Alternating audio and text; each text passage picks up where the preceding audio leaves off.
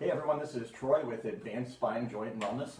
Welcome back. Hey, if you tuned in last week, we talked a lot about these SI joint dysfunction. The week before, we talked about surgery and failed surgical, treatment. Now today's a fun day, so this is going to be a little different. Before we get started, and I introduce Ryan. If you're looking for us, you can find us online. You can go to ohiopain.com.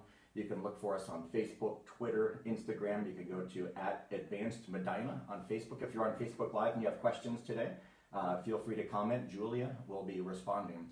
Today we've got Ryan with us, and Ryan is a great kid, and I just want to briefly just introduce him, just let him tell his story. We've always promised patients that if you come here, our focus is on rehabilitation and trying to help without pills or surgery, and I think that's how you found us. Yeah, I mean, I was honestly just having one of my days stuck in bed, scrolling on Facebook, and saw your ad with the laser, and it just intrigued me. So I thought I would call you guys, and that's where this whole thing started.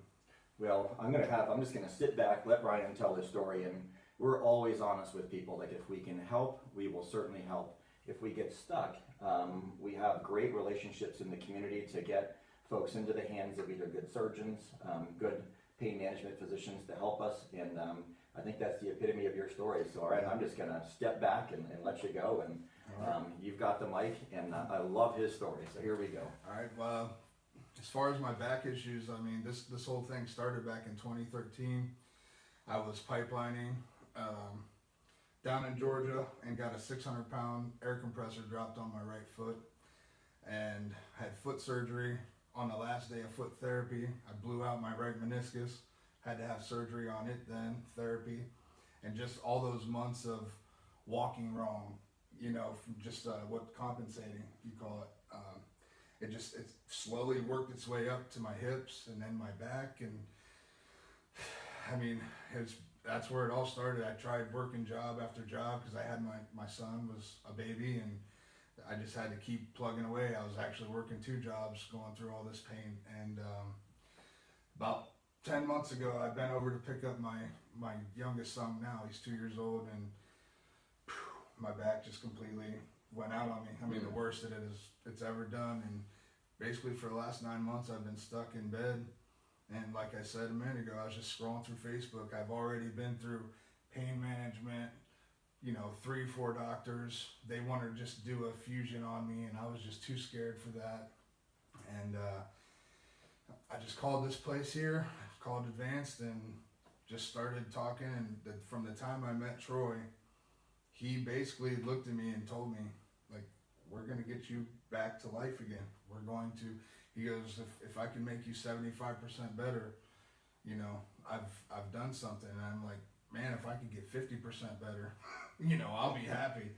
And, Troy, we did therapy, we did all kinds of stuff, massage, chiropractic, and all these things. And he just, after so long told me it's time to probably think about having surgery, which I was, I cried to you about it. I didn't want to have surgery. I was afraid of waking up and my feet not working anymore. And it was a bad deal for me in my mind. So, but for my boys, I already hadn't been able to be that great of a dad for the last year, being stuck in bed, doing what I can, and I just owed it to them, and I promised them I would do this. So that was basically how I got myself to do it, was for my boys. And you, I put my trust in you, Troy, and man, this whole time I've had my trust in you, and it has just proven to be what I needed in life. Like I'm post-op now, just like a month out. Mm-hmm.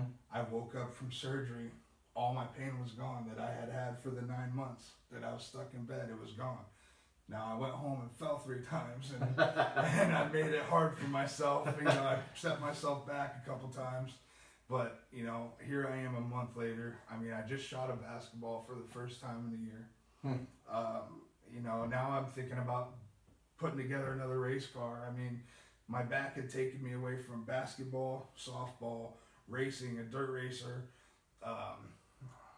being a daddy.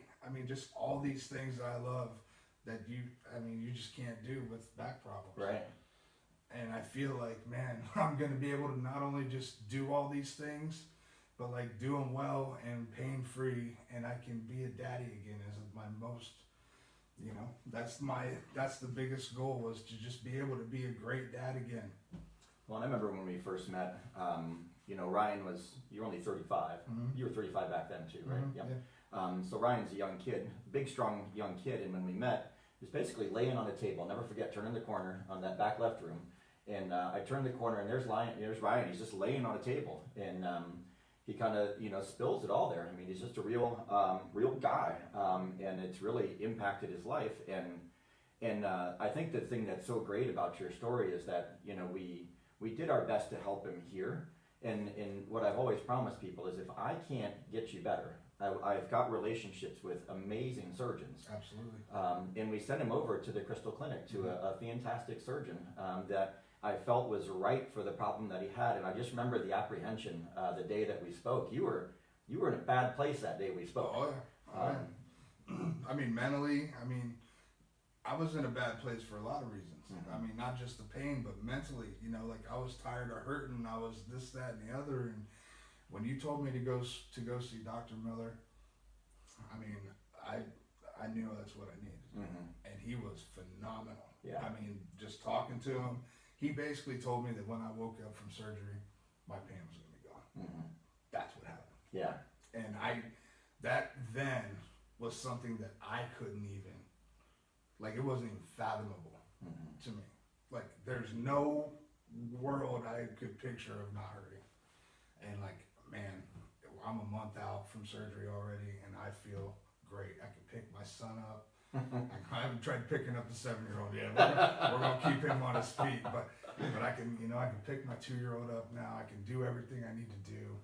I feel amazing, and I do want to point out too how in depth that Troy is in his profession. You know, I've been to 4 specialists before you, and not one of them noticed the fact that my right leg was 2 inches longer than my left.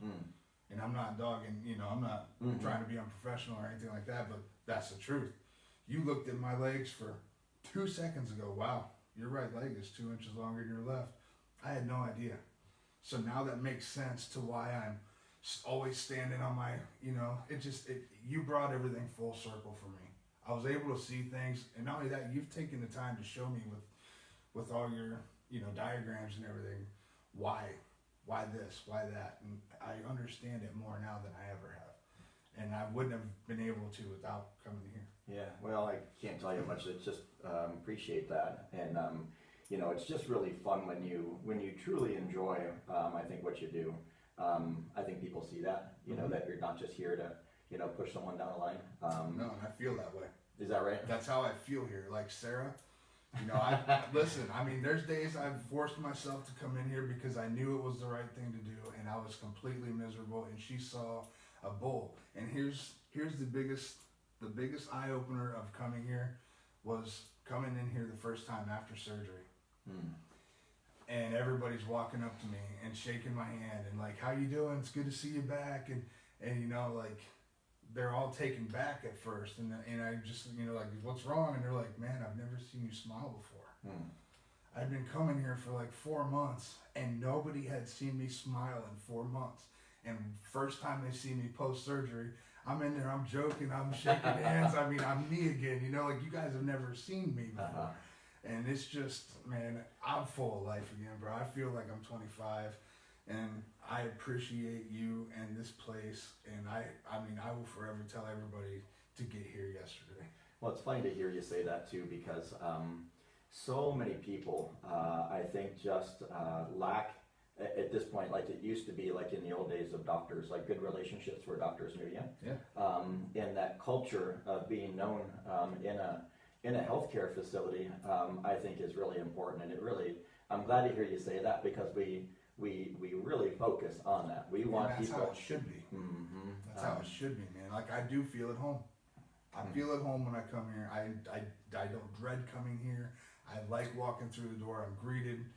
I mean, it's just great. I mean, everybody's always offered me water. I mean, you guys have taken care of me, you know, and I appreciate that, and I will forever be grateful. in your journeys, because this can really happen, and I'm just kind of curious on this, it just made me think of a question, Yep. and sorry, it's a little bit No, maybe it's a all little right. off the wall, but a lot of doctors may have walked in and saw you laying on the table, you're a young guy, you're in pain, you know, you were a little depressed, to say the least. Yeah. No doubt. And a lot of doctors may have just kind of quickly checked the box to say you're a drug seeker. Mm-hmm. Did you run into that in your? I ran into that. I mean, if you look up how many times now, I want to say first, you know, Sarah even said that, and I'm talking about the chiropractor here, Sarah Mhm. Donnelly. She's dynamite. She told me I'm one of the worst misalignments she's ever seen. Right. I mean, you've told me like, Right. wow, look at, you know, because I never realized just how bad it was. I just know how I felt, you know, and I've dealt with people calling me lazy, you know, in between not being able to work because of my back, and you know, I've gone through a lot of mental things there, and you know, I've tried to tell people like, I wouldn't wish this on you. Mm-hmm. Like, this is horrible, and you know, I've been to the emergency room in the last 10 years 300 times for my back, probably. Is that right? I mean, it was like probably 60, 70 times in the last 9 months, because nobody would give me anything for the pain. And there's days where, I know you've heard this a million times, where you're just stuck. Yeah. I've been squatted to the ER because of my being stuck in bed and stuff. I mean, it's been horrible. I do a podcast with my best friend Chris, and you know, throughout I mean, he just would come and check up on me and always come bring me conversation. We would have good food, and he basically would watch me lay there like a wounded animal that needed put down. And he's been kind of tracking your journey on this podcast, right? Yeah, I mean, well, that's what we want to start doing. We want to start, you know, with your permission, Absolutely. filming some of the rehab and stuff, and just, you know, because it goes without saying, probably just with the X-rays and everything, how bad I was hurting. Mm-hmm. So now I just want to kind of show the rehab, and if you want to follow the journey, please check out our podcast on Facebook at the Reunion Podcast. What is it again? The Reunion Podcast. Reunion Podcast, and that's on Facebook. So if they go to the Reunion Podcast Yep. on Facebook. Yep, it's podcast with me and my best friend Chris, and he's been a great support through all this. I don't know how I would have gotten through this back journey without my best friend Chris. So thank you, brother. How much did this impact your family? Like when you were, like you've got 2 little boys, right? I got 2 boys, And they're how old? 2 and 7, and I'm gonna get a little emotional here, you know, because I mean, we obviously, you know, had a lot of other problems and stuff, but in the end, I feel like this cost me a relationship with, you know, one of my son's mothers, and it's just, this is war. You know, there's been a lot of people that have had to step up for me in the last few years, and if I wouldn't have had those people, I don't know where I would have ended up, you know. Like my mom, she's helped me out a lot. She's, you know, shown me that sympathy that a mother should, and and she's, you know, she's been great. And like I said, a couple of my buddies are just, you know, keep fighting. We see how bad you're hurting. They know I'm not gonna, you know, make it up, and they just always have words of encouragement and everything. And I appreciate everybody. Well, you know, in pain, you know, we're trying to focus on more holistic pain.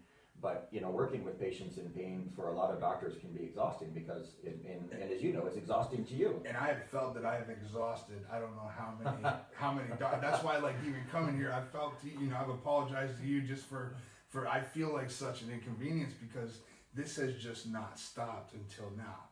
So coming here, I was reluctant, you know, because I have felt like a burden, not just to doctors, but to everybody around me because of this. If there's someone out there listening, God forbid, but you know they're out there because it happens all the time, and you know maybe they've been dismissed or just kind of, because we see it all the time, of course, and we always tell people as providers, get in here. They're like, if you're struggling and you're stuck, and I can't help you, we'll find a way to help you.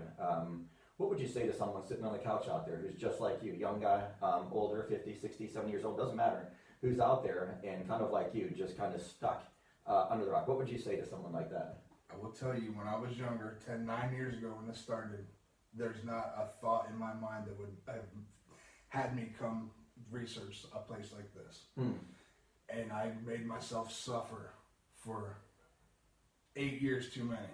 And if you're sitting around hurting, and if it's taking over your life, and you can't go to work, you can't be a dad or all these things the way that you know, potentially could be, get in here yesterday. Get in here now. Let them look at you. Troy will he will point you in the right direction, one way or the other. And they are great. I recommend every person I've talked to here. What's the, I'm curious, thank you for that. What's the thought process? So like this happens 9 years ago and you kind of start getting into this cycle. What's the thought process of what do you do? Like what's like your brain like tell you like, this is what I need to do to get well? How does that look on your end? It starts with like insurance. You know, how are we going to take care of this with money? You can't, if you can't work, you know, it's a double-edged, everything costs money. It's a double-edged yep. sword, Okay. and that part right there gets rough. So once you figure out insurance, then it just start, you know, it's all about finding the right place. And unfortunately, it took me 8.5 years really to find the right place. I mean, I wish, like, I'm not sure, I don't know the history of this place. I'm not sure how long you guys have been here. I haven't done that research. I should have before coming here. Yeah. And now that I'm thinking about it, but you know, I feel like I could have come here a lot sooner. And I wish I would have. I've turned down this exact same surgery twice now. But hearing it from you and just seeing the look in my son's eyes when I'm not able to do certain things with him is what really pushed me to do this. Well, and I think that Dr. Scott Miller of the Crystal Clinic, if you haven't met this guy, he's incredible. We have about 30 to 40 surgeons we refer to within different systems, whether it's University or SUMA, Cleveland Clinic, Crystal Clinic, and we're not affiliated with them. It's just we've gotten to know them over the years. I've been doing this 20 years. We've been here 9. I'm 9 years. So 9 years. It's funny that you say 9 years because we're. But now social media really wasn't a big deal back then. So really, you didn't see a lot of this on social media. And I wouldn't have been proactive enough to seek this place out back then. Like I said, I mean. It was just try to make it through the day and not have to worry about insurance, and that just was a bad idea. Yeah. Well, I couldn't be happier you got your life back, and I'm really tickled. Thanks for coming on today to chat. I owe you the world. I mean, I feel like I owe you in this place the world. If there's ever anything I could do, if you ever need me to do anything to promote your business or anything, like you have my full support. And like I say, just stop doing it to yourself and come get evaluated. You will not be disappointed. Well, Ryan, thank you. Really, I couldn't be happier that you got your life I back. appreciate you, man. I'm going to hit the pause button. We'll see you guys next week. An amazing story. Go follow that podcast again as I'm stepping around to hit the stop button. Yep. Why don't you hit that podcast again so they can find you? Facebook.com/The Reunion Podcast. It's viewer discretion advised. Have a great week, everybody.